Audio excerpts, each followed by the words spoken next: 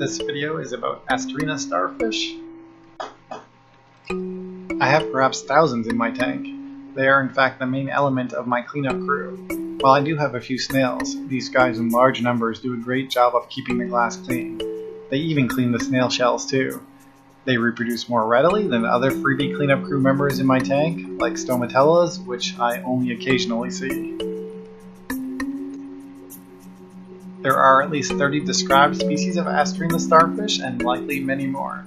I have no idea what species these are, or if there's only one species, but I can confidently say these are not coral-eating starfish. Here in this sped-up footage, we can see them moving across glass at different speeds in different directions. They are gathered here since this section of glass has not been cleaned in some time. The back of the tank, and even more so the bottom of the tank, is where I find most of them, since I only occasionally clean the back, and I never clean the bottom.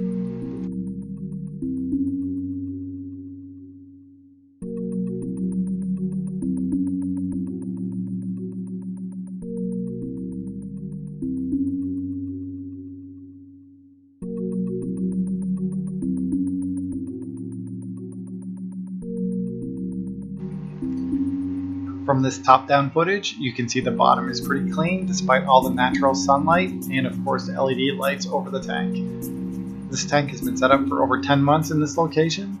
If I was using T5s, I suspect there'd be a lot more coralline algae on the bottom, but it appears to be the microalgae that these starfish are most interested in.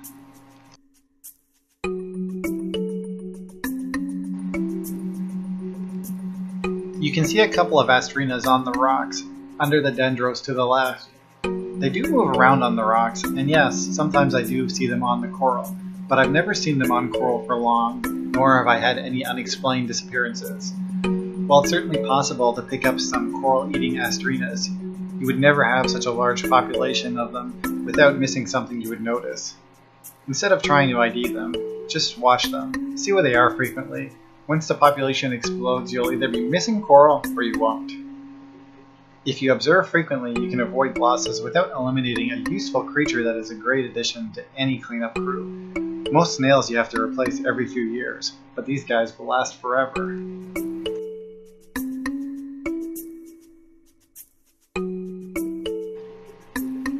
This macro footage, shot in real time, shows they do occasionally speed up. You can even see the lines cleared on the glass as it moves along. They're no flame wrasse, but they're still interesting to watch.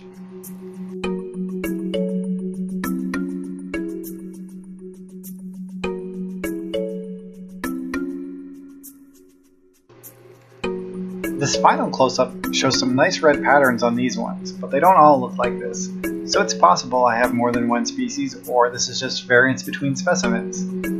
They certainly add a lot to my tank. I've had this live rock for over 10 years, so they've always been here in some form or another, but now with the tank bare bottom, the population has exploded with the additional areas of food. The population is booming because there's more grazing room, which makes them even better suited for a bare bottom tank.